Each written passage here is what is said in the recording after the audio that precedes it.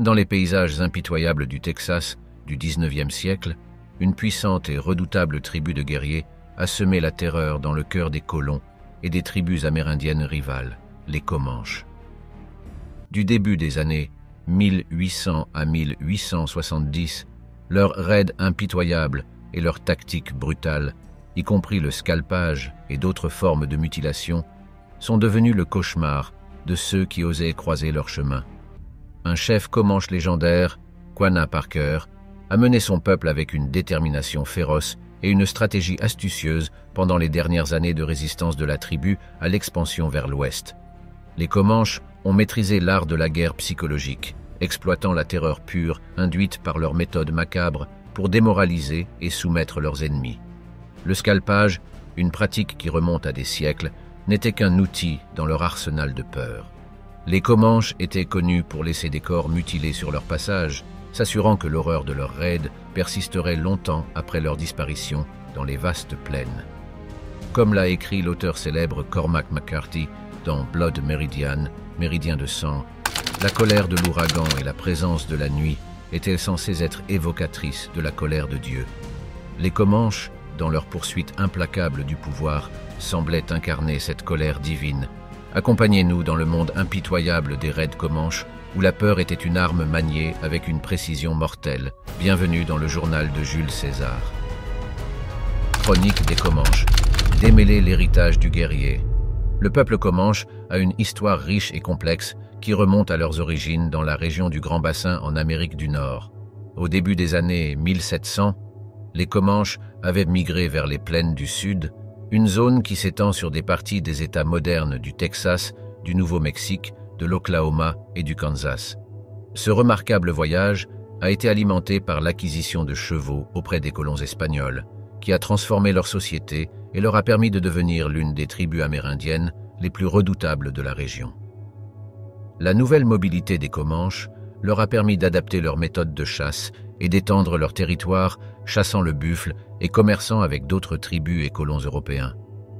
Au fur et à mesure que leur pouvoir et leur influence grandissaient, la culture guerrière du peuple Comanche est devenue une force avec laquelle il fallait compter. Ils sont devenus connus sous le nom de seigneurs des plaines, révérés pour leur habileté et leur prouesse à la fois au combat et en équitation. Une citation célèbre d'un chef Comanche, 10 ours, illustre leur connexion à la terre et à leur mode de vie. « J'aime la terre et le buffle, et je ne m'en séparerai pas. » Au cœur du mode de vie, Comanche se trouvait l'unité familiale, qui était constituée de familles élargies vivant ensemble en petites bandes nomades. Ces bandes se rassemblaient pour de grands rassemblements et cérémonies, telles que la chasse annuelle au buffle ou la danse du soleil, une cérémonie religieuse effectuée pour honorer les esprits et assurer la prospérité. Les Comanches avaient un fort sens de la parenté, et la position sociale était déterminée par la capacité de chacun à contribuer au bien-être du groupe, les guerriers et les chasseurs, ayant un statut particulièrement élevé. Les rôles de genre au sein de la société Comanche étaient bien définis, les femmes étant chargées de gérer le ménage, de préparer la nourriture et de s'occuper des enfants. Les hommes, en revanche, étaient les principaux chasseurs et protecteurs, avec un accent mis sur le perfectionnement de leurs compétences, à la fois en équitation et en combat. On sait aussi que les femmes participaient à certains aspects de la guerre, notamment après une bataille, et elles jouaient un rôle important dans les soins et le traitement des captifs. La culture guerrière des Comanches était profondément enracinée dans leur système de croyances et leur respect du monde naturel. Ils croyaient en un panthéon d'esprits et d'êtres surnaturels, avec le grand esprit ou Numunu, président sur tous. Les guerriers cherchaient à obtenir des conseils et une protection de ces esprits à travers des rituels et des cérémonies, utilisant souvent des objets sacrés et des talismans puissants. Le code d'honneur. Comanche, un ensemble de règles non écrites régissant leur conduite au combat, mettait l'accent sur le courage, la loyauté et l'importance de protéger leur peuple et leur mode de vie. Alors que les Comanches étendaient leur territoire à travers une série de raids agressifs sur les tribus voisines et les colonies européennes, ils se sont fait une réputation pour leur férocité et leur impitoyabilité. Les raids étaient menés pour diverses raisons, y compris l'acquisition de chevaux, de biens et de captifs, ainsi que pour se venger ou affirmer leur domination sur des territoires contestés. Un chef comanche particulièrement célèbre, Quanah Parker, a été une figure clé de nombre de ces raids, menant ces guerriers avec une combinaison de compétences, d'astuces et de charisme. La culture guerrière des Comanches n'était pas sans ses aspects plus sombres, cependant. Certains captifs pris lors des raids étaient soumis à un traitement sévère ou même à l'acte de prendre sa propre vie. Malgré cela, de nombreux captifs, en particulier les femmes et les enfants, ont été intégrés dans la tribu et sont devenus des membres appréciés de la communauté. Alors que les colons européens continuaient à pousser vers l'ouest et à empiéter sur les terres comanches, les tensions se sont intensifiées, culminant dans une série de conflits connus sous le nom de guerre comanche. L'introduction de nouvelles technologies, telles que les armes à feu, et la diminution de la population de buffles, ont finalement contribué au déclin du pouvoir comanche. À la fin des années 1800, le peuple comanche a été contraint de renoncer à ses vastes territoires et de s'adapter à un nouveau mode de vie dans les réserves. Néanmoins, leur héritage guerrier et leur esprit indomptable ont laissé une empreinte indélébile sur l'histoire de l'Ouest américain. Les forces motrices derrière les conquêtes comanches. L'ascension du peuple comanche au pouvoir a été marquée par une série de raids de guerre qui ont étendu leur influence et consolidé leur réputation de guerriers féroces. Ces raids étaient alimentés par diverses motivations, notamment l'expansion territoriale, l'acquisition de ressources et le désir de venger les conflits passés. L'expansion territoriale était une force motrice clé derrière les raids de guerre comanches. Alors que leur population augmentait et que leurs terrains de chasse devenaient de plus en plus rares, les Comanches cherchaient de nouveaux territoires pour soutenir leur mode de vie nomade. Leur arrivée dans les plaines du sud de l'Amérique du Nord a marqué un tournant dans leur histoire, car les vastes prairies et les nombreux troupeaux de buffles offraient de nombreuses ressources pour leur survie. Cependant, ce nouveau territoire n'était pas inoccupé, et les Comanches se sont retrouvés en compétition avec d'autres tribus, comme les Apaches et les Osages, qui dépendaient également de ces terres pour leur subsistance. La compétition féroce pour les ressources et les terres a conduit à des affrontements fréquents entre les Comanches et leurs rivaux, les raids de guerre servant de moyens efficaces pour affirmer leur domination et étendre leur territoire. L'acquisition de ressources était une autre motivation essentielle pour les raids de guerre Comanches. Les Comanches considéraient les chevaux comme des outils essentiels pour la chasse, la guerre et le transport, et ils menaient souvent des raids pour acquérir plus de chevaux auprès des tribus voisines ou des colonies européennes. Les chevaux étaient un symbole de richesse et de pouvoir dans la société comanche, et leur capacité à obtenir ces animaux précieux grâce aux raids renforçait leur statut de guerriers habiles. En plus des chevaux, les Comanches cherchaient également à acquérir des armes, des biens et des captifs lors de leurs raids. L'acquisition d'armes à feu, en particulier, a joué un rôle crucial dans leur capacité à maintenir leur domination dans la région. La vengeance pour les conflits passés était un puissant motivateur pour les raids de guerre comanches. La culture guerrière des Comanches accordait une grande importance à l'honneur, et toute insulte ou acte d'agression perçu contre leur peuple exigeait une rétribution. Des raids de représailles étaient souvent menés en réponse aux attaques sur les villages comanches, aux meurtres de guerriers comanches ou au volume de chevaux et d'autres biens. Un exemple frappant de cela peut être vu dans l'histoire de Petanocona, un chef comanche de premier plan qui a mené une série de raids de représailles contre les Texas Rangers dans les années 1850 après le massacre d'un village comanche par les Rangers. Le désir des Comanches de venger les conflits passés s'étendait parfois au-delà de la rétaliation immédiate, alors que les querelles de longue date avec les tribus rivales et les colons européens alimentaient un cycle de violence qui a duré des générations. Un exemple de cela est la rivalité persistante entre les Comanches et les Apaches, qui a commencé au début du XVIIIe siècle, lorsque les deux tribus se battaient pour le contrôle des plaines du Sud. Cette querelle amère persisterait pendant des décennies, chaque camp cherchant à se venger des pertes et des humiliations passées. Captifs Comanches, le sort des déchus, les raids de guerre du peuple comanche ont souvent abouti à la capture de prisonniers, qu'ils soient combattants ou non combattants.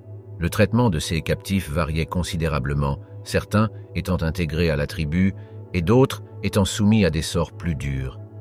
Lors des raids comanches, L'objectif principal était souvent d'acquérir des ressources précieuses comme des chevaux, des biens et des captifs.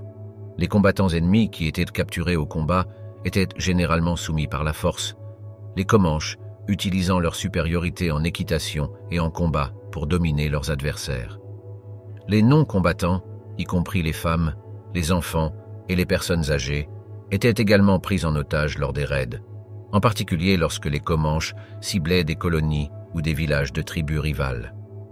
À la capture, les prisonniers étaient souvent forcés de marcher jusqu'au camp Comanche, un voyage éprouvant et ardu qui pouvait couvrir des centaines de kilomètres. Le traitement des captifs pendant ce temps dépendait de divers facteurs, y compris leur valeur perçue pour la tribu et les circonstances de leur capture. Ceux qui résistaient ou posaient une menace pour leurs ravisseurs pouvaient être soumis à un traitement dur, tandis que d'autres pourraient être traités plus clémentes dans l'espoir de favoriser la coopération. Une fois que les captifs arrivaient au camp Comanche, leur destin était déterminé par un ensemble complexe de facteurs sociaux et culturels. Les femmes et les enfants étaient souvent considérés comme des atouts précieux pour la tribu, car ils pouvaient être intégrés à la société Comanche, augmentant ainsi le nombre de membres de la tribu et contribuant à sa force. Les femmes capturées pourraient être prises pour épouses par les guerriers Comanches ou adoptées comme sœurs ou filles par d'autres femmes de la tribu. Ces relations n'étaient pas toujours forcées, et dans certains CA, les femmes capturées ont formé de véritables liens avec leurs ravisseurs et ont choisi de rester avec la tribu. De même, les enfants capturés étaient fréquemment adoptés dans les familles Comanches et élevés en tant que membres de la tribu. À travers ce processus, les enfants apprenaient la langue, les coutumes et le mode de vie Comanche, devenant finalement indiscernables de leurs ravisseurs. Dans certains cas, ces enfants adoptés sont parvenus à occuper des positions importantes au sein de la tribu, comme dans le cas de Cynthia Ann Parker, une colonisatrice européenne qui a été capturée enfant et est devenue plus tard la mère du célèbre leader Comanche Quanah Parker. Le sort des captifs masculins était souvent moins favorable, car ils représentaient une menace potentielle pour la tribu et étaient moins facilement intégrés dans la société Comanche.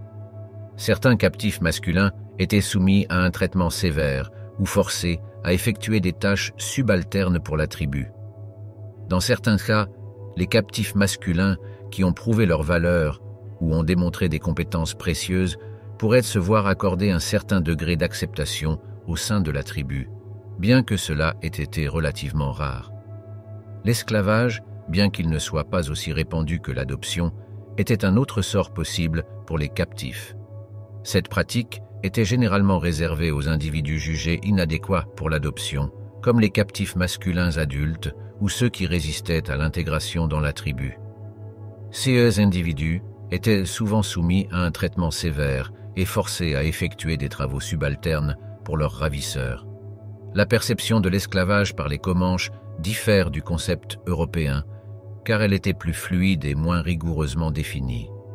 Les esclaves pouvaient parfois gagner leur liberté grâce à des actes de bravoure ou en démontrant leur loyauté envers la tribu, bien que de tels CA aient été relativement rares.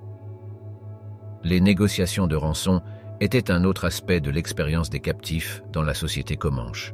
Dans certains CA, les Comanches cherchaient à échanger leurs captifs contre des biens précieux, des chevaux, voire d'autres captifs détenus par des tribus rivales ou des colons.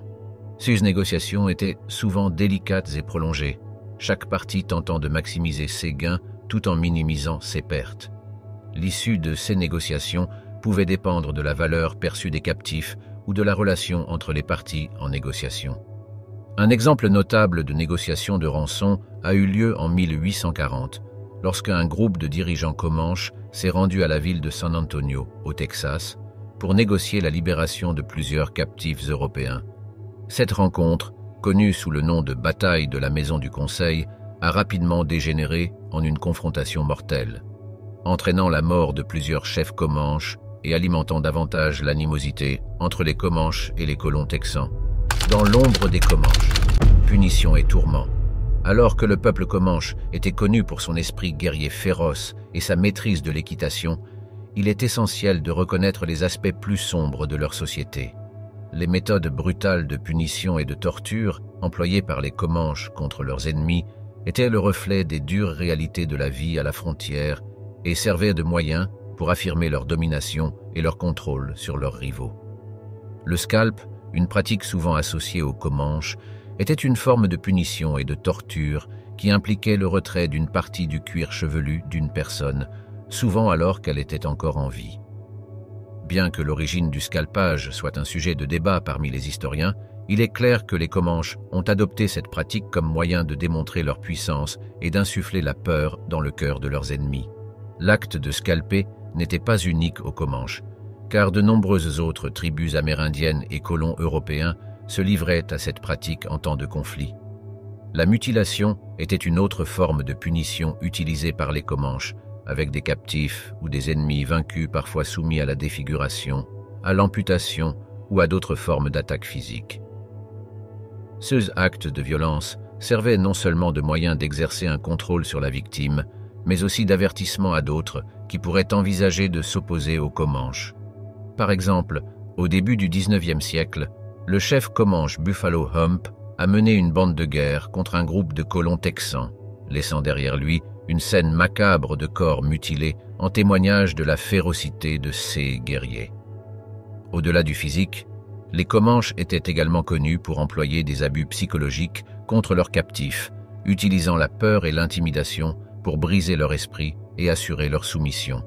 Cela pouvait impliquer des menaces verbales, des exécutions simulées ou forcer les captifs à assister à la torture d'autres personnes. Le tourment psychologique infligé aux captifs était un outil puissant, car il érodait le sens de soi de la victime et sa volonté de résister. Il est crucial de reconnaître que ces pratiques brutales n'étaient pas des incidents isolés, mais plutôt une partie d'un schéma plus large de violence qui caractérisait la vie à la frontière. Les Comanches, comme d'autres tribus amérindiennes, étaient engagés dans une lutte constante pour la survie, enfermés dans un cycle de conflits et de représailles avec leurs rivaux. L'utilisation de méthodes extrêmes de punition et de torture était, en partie, une réponse aux dures réalités de la vie, dans un monde où les enjeux étaient élevés et la marge d'erreur était mince. Femmes Comanches, force, survie et ombre de guerre. Le rôle des femmes dans la société Comanche était multifacette, englobant un large éventail de responsabilités et d'attentes. Leur influence allait au-delà de la sphère domestique, car les femmes étaient essentielles au succès des raids de guerre de leur tribu et jouaient un rôle actif dans le traitement des prisonniers. Les femmes Comanches étaient responsables de l'entretien de la maison, de l'éducation des enfants et de la subsistance de leur famille. Elles étaient douées dans les arts du tannage des peaux, du tissage et de la poterie, qui étaient essentiels à la survie de la tribu. De plus, elles gérèrent souvent les chevaux de la tribu, qui étaient indispensables au succès des Comanches en matière de guerre et de chasse. En temps de conflit, les femmes Comanches jouaient un rôle crucial dans le soutien de leurs guerriers. Elles accompagnaient les groupes de guerre lors de leurs raids, assurant un soutien logistique et répondant aux besoins de leurs maris, frères et fils. Dans certains cas, les femmes participaient également à la violence qui caractérisait ces raids, car elles étaient reconnues pour s'engager dans la torture et l'humiliation des captifs.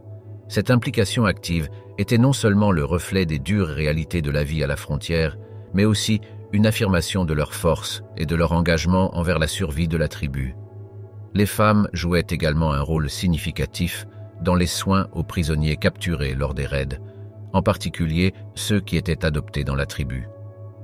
Comme nous l'avons déjà mentionné, les captifs étaient souvent intégrés à la société Comanche par adoption, les femmes assumant la responsabilité de nourrir et d'enseigner ces nouveaux membres de la tribu. Grâce à leurs soins et à leurs conseils, les femmes contribuaient à assurer l'assimilation réussie des captifs, renforçant ainsi la tribu et renforçant ses liens sociaux. Alors que le rôle des femmes dans la société Comanche était celui de la force et de la résilience, elles étaient également confrontées à des défis et des dangers uniques en raison de leur participation aux raids de guerre de la tribu. Les femmes n'étaient pas à l'abri de la violence qui marquait ces conflits, et elles étaient souvent soumises aux mêmes punitions et tortures brutales que leurs homologues masculins lorsqu'elles étaient capturées par des tribus ennemies ou des colons. Un exemple d'une femme Comanche notable est Wekea, l'épouse du célèbre chef Comanche Quanah Parker. Wekea était connue pour sa force et sa détermination, même face à l'adversité. Pendant une bataille contre l'armée des États-Unis, Wekea a été capturée avec son fils en bas âge. Malgré la menace d'exécution, elle a réussi à échapper à ses ravisseurs, démontrant l'esprit indomptable qui caractérisait les femmes de la tribu Comanche. Frontière défiante. Résister à l'assaut Comanche. Les raids féroces et redoutables des Comanches sur les tribus voisines et les colons ont rencontré une résistance et une réplique tout aussi déterminées. Alors que les Comanches étendèrent leur territoire et leur influence, les tribus et les colons qu'ils empiétaient ont utilisé diverses stratégies pour protéger leurs terres et leurs peuples, forgeant des alliances et développant des tactiques militaires en réponse aux assauts incessants des Comanches. Les Comanches ciblaient fréquemment d'autres tribus amérindiennes, telles que les Apaches, les Wichita et les Tonkawa, dans leur quête d'expansion territoriale. En réponse, ces tribus ont formé des alliances entre elles, ainsi qu'avec les colons européens et l'armée des États-Unis, afin de renforcer leur défense contre les Comanches. Ces alliances n'étaient pas toujours stables, car les loyautés changeantes et les disputes territoriales conduisaient souvent à des conflits internes. Cependant, elles ont fourni une mesure d'unité et de coordination contre un ennemi commun. Les colons à la frontière ont également subi la colère des Comanches, leurs fermes et leurs communautés étant des cibles de choix pour les parties de raid à la recherche de ressources et de captifs. Pour protéger leurs maisons et leurs proches, les colons ont établi des colonies fortifiées et développé un réseau de communication pour prévenir des raids imminents. Ils ont également compté sur la protection de l'armée des États-Unis, qui a établi une série de forts le long de la frontière pour faire tampon contre l'agression Comanche. Un exemple notable de résistance contre les Comanches s'est produit en 1836, lors de la Révolution du Texas. Un groupe de colons texans dirigé par James Fannin a été assiégé par une force combinée de troupes comanches et mexicaines lors de la bataille de Coleto Creek. Malgré le fait d'être largement en infériorité numérique et encerclés, les colons ont combattu avec acharnement, négociant finalement une reddition qui leur a permis de quitter le champ de bataille sains et saufs. Cette résistance acharnée a démontré la résolution des colons et leur détermination à protéger leurs terres et leur vie. Alors que les colons et les tribus se battaient pour défendre leur territoire, ils cherchaient également à se venger des Comanches. Un tel exemple de représailles s'est produit en 1839, lorsqu'un groupe de Texas Rangers, dirigé par le capitaine John Jack Coffee Hayes, a mené une attaque audacieuse contre un village Comanche. Hayes et ses hommes ont infiltré le village sous le couvert de l'obscurité, lançant une attaque surprise qui a entraîné la mort de nombreux guerriers Comanches, ainsi que la capture de précieux chevaux et fournitures. Ce raid a servi d'avertissement aux Comanches que leurs ennemis étaient prêts et capables de riposter. Une autre figure notable dans la lutte contre les Comanches était le colonel Ranald S. Mackenzie, un officier de l'armée des États-Unis qui a mené de nombreuses campagnes réussies contre la tribu pendant les années 1870. Les tactiques innovantes de Mackenzie et sa poursuite incessante des Comanches lui ont valu le respect de ses adversaires, qui le surnommaient « l'homme qui ne dort jamais ». Sous la direction de Mackenzie, l'armée des États-Unis a infligé des coups significatifs aux Comanches, contribuant finalement à leur déclin en tant que force dominante dans les grandes plaines du Sud. Sabots tonitruants et canons fumants, l'influence européenne sur la guerre Comanche. L'arrivée des Européens dans les Amériques a provoqué des changements profonds dans la vie des peuples autochtones, y compris les Comanches. Parmi les changements les plus significatifs figurait l'introduction des chevaux et des armes à feu qui ont transformé les tactiques des Comanches et renforcé leur réputation de tribu redoutable et puissante. Ce contact européen a modifié la fréquence et l'échelle des raids de guerre Comanches, les nouvelles ressources acquises leur ayant fourni les moyens d'étendre leur territoire et leur influence à travers les grandes plaines du Sud. Avant leur première rencontre avec les Européens à la fin du XVIIe siècle, les Comanches étaient une tribu semi-nomade qui dépendait principalement de la chasse et de la cueillette pour leur subsistance. L'introduction du cheval, qu'ils ont obtenu des colons espagnols, a révolutionné leur mode de vie, leur permettant de chasser plus efficacement, de voyager plus rapidement et de faire la guerre avec plus de férocité.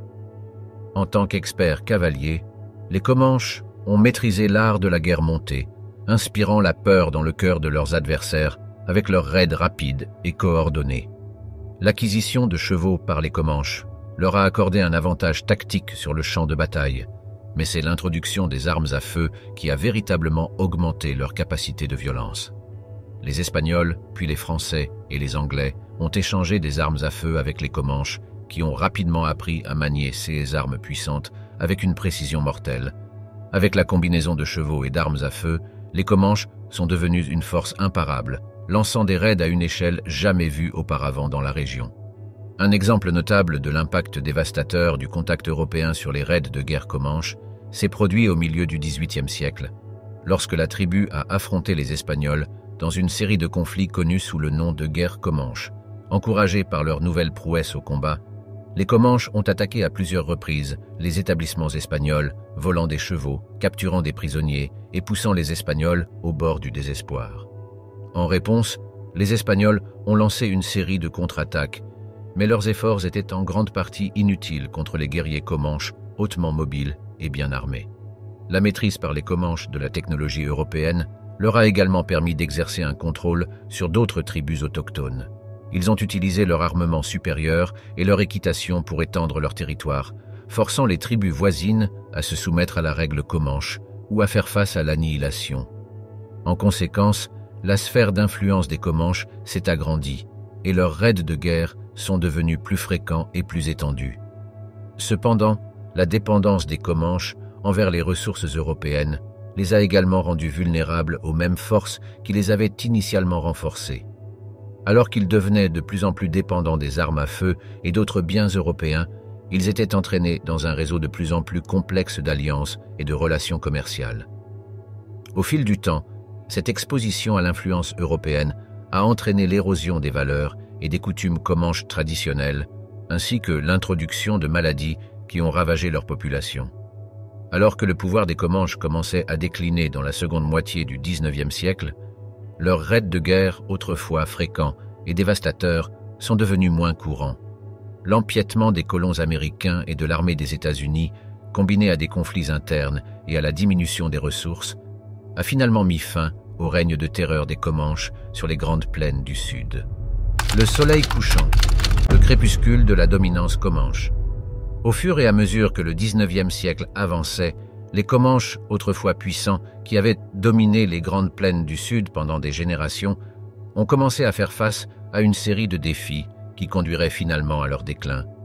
De la pression incessante des colons américains à la perte de territoire et à la relocalisation forcée sur les réserves, les Comanches étaient pris dans une tempête qui changerait à jamais le cours de leur histoire.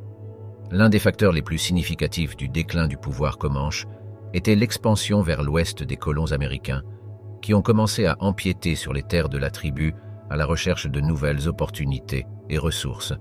Cet afflux de colons était en partie alimenté par le concept de la destinée manifeste, qui soutenait qu'il était le droit divin et le devoir des États-Unis d'étendre son influence et sa civilisation à travers le continent.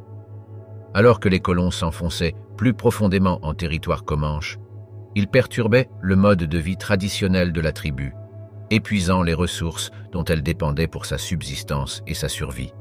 L'arrivée des colons américains a également apporté une vague de violence, les deux parties s'affrontant pour les terres et les ressources. Alors que les Comanches avaient autrefois inspiré la peur dans le cœur de leurs ennemis, avec leurs raids de guerre brutaux, ils se sont retrouvés de plus en plus surpassés par l'armement supérieur et les tactiques de l'armée des États-Unis. Au fur et à mesure que leurs pertes s'accumulaient, les Comanches ont été progressivement forcés de céder du territoire aux Américains envahissants. Au milieu de ces pressions externes, les Comanches étaient également aux prises avec des conflits internes. L'érosion des coutumes et des valeurs traditionnelles provoquée par un contact accru avec les Européens a créé des divisions au sein de la tribu. De plus, l'introduction de maladies par les Européens a eu un impact dévastateur sur la population comanche, affaiblissant leur capacité à résister aux menaces toujours croissantes à leur souveraineté. Alors que le pouvoir des Comanches déclinait, ils étaient de plus en plus poussés à négocier avec le gouvernement des États-Unis. Dans une série de traités signés tout au long du milieu du XIXe siècle, les Comanches ont accepté de céder de vastes étendues de terre en échange de promesses de protection et de provisions. Cependant, ces accords ont souvent échoué à fournir le soutien et les ressources dont les Comanches avaient besoin, les laissant face à d'autres difficultés. Finalement, en 1875, les dernières bandes comanches ont été forcées de se relocaliser sur des réserves dans l'actuel Oklahoma, signalant la fin de leur domination sur les grandes plaines du Sud. La vie dans les réserves était bien loin de l'existence nomade que les Comanches avaient autrefois connue, car ils étaient obligés d'abandonner leurs coutumes traditionnelles en faveur de l'agriculture et de l'adoption des coutumes de la société américaine. Parmi les dirigeants Comanches qui ont tenté de naviguer dans ces temps tumultueux se trouvait Quanah Parker, le fils d'un chef Comanche et d'une captive anglo-texane. Quanah est apparu comme un symbole de résilience et d'adaptation, s'efforçant de maintenir l'identité culturelle des Comanches face à des obstacles insurmontables. En tant que dernier chef Comanche libre, Quanah a finalement capitulé face aux autorités américaines et a conduit son peuple sur la réserve. Là, il a travaillé à améliorer la vie de son peuple en plaidant pour l'éducation, les opportunités économiques et la préservation de la culture comanche. Les murmures du vent, explorer la langue et la communication comanche. Les Comanches, connus pour leurs prouesses en tant que guerriers et cavaliers, ont un riche et complexe héritage linguistique qui résonne à travers le temps. En tant que branche de la vaste famille linguistique uto-aztèque, la langue comanche occupe une place unique parmi les langues indigènes, reflétant l'identité culturelle distincte de la tribu. Tout au long de l'histoire, les Comanches ont voyagé loin et large, diffusant leur langue et s'adaptant au paysage linguistique des régions qu'ils traversaient. Les ancêtres linguistiques des Comanches sont originaires de la région du Grand Bassin, et avec le temps, leur langue a évolué et diversifié à mesure qu'ils migraient vers les grandes plaines du Sud. La langue comanche est caractérisée par sa structure complexe, incorporant une multitude d'affixes qui transmettent le sens et la nuance. Cette langue agglutinante permet aux locuteurs de créer des mots complexes en attachant divers préfixes et suffixes, résultant en un vocabulaire riche et expressif. Le système verbal de la langue est particulièrement fascinant, avec un large éventail de conjugaisons qui indiquent le temps, l'aspect, l'humeur et plus encore.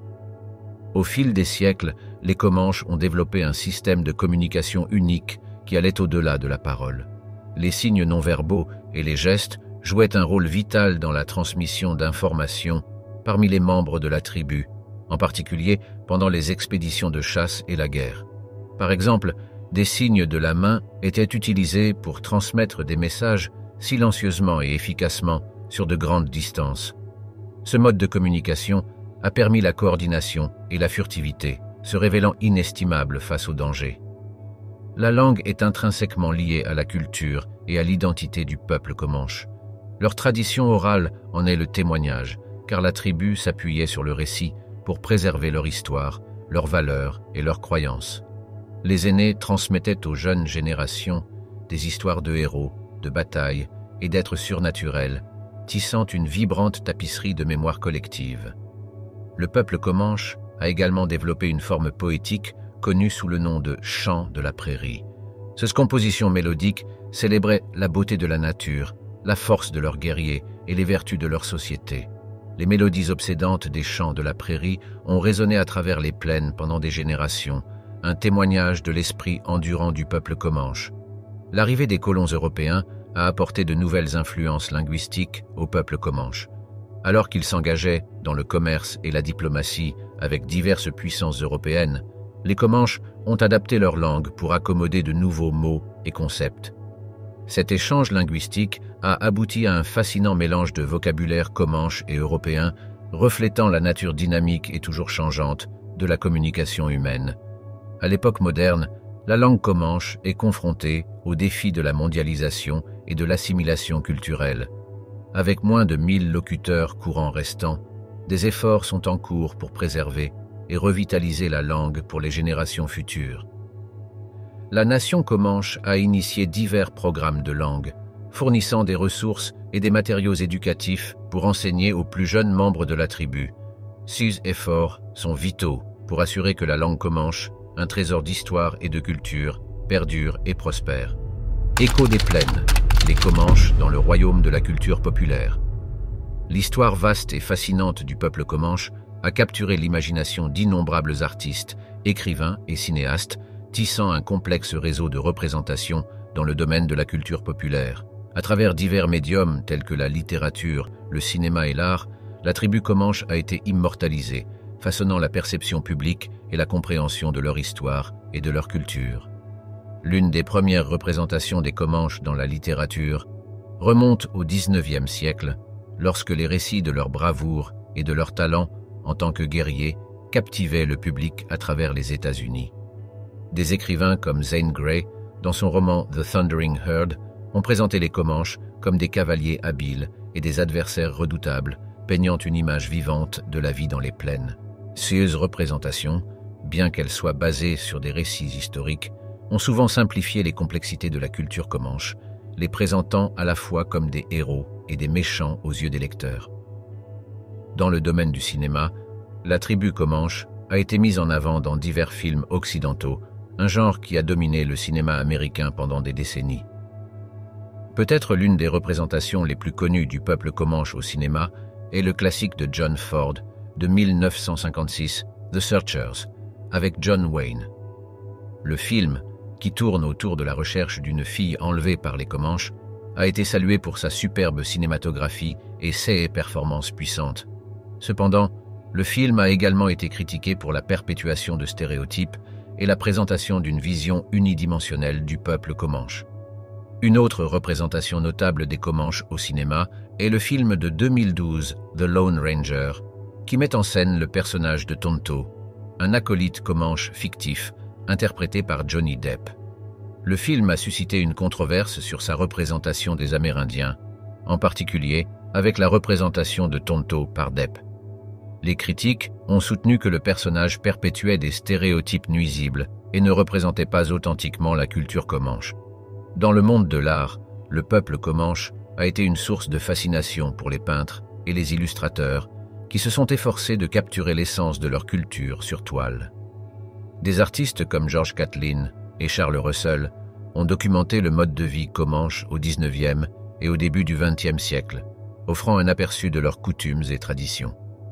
Ces représentations artistiques, bien que visuellement époustouflantes, ont souvent idéalisé le peuple comanche, contribuant à un récit plus large qui simplifie leurs expériences et ignore leurs luttes. Ces dernières années, il y a eu un mouvement croissant pour remettre en question et réévaluer ces représentations, les artistes, les écrivains et les cinéastes s'efforçant de présenter des représentations plus authentiques et précises du peuple comanche.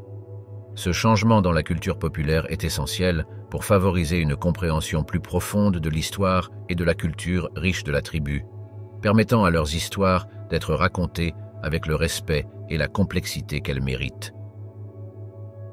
Alors que nous voyageons à travers le monde intrigant et complexe du peuple comanche, nous avons découvert une riche tapisserie de leur histoire, de leur culture et des innombrables façons dont ils ont été immortalisés dans la culture populaire. Les échos de leur héritage continuent de résonner à travers le temps, témoignant de leur résilience et de leur adaptabilité face à l'adversité. Permettez-nous de vous laisser avec une citation qui fait réfléchir du respecté chef comanche Ten Bears, qui a dit un jour « Mon peuple n'a jamais tracé de ligne entre son cœur et les cœurs des autres personnes. » Cette citation nous rappelle que, malgré le vaste gouffre du temps et des différences culturelles, l'essence de notre humanité commune transcende toutes les frontières.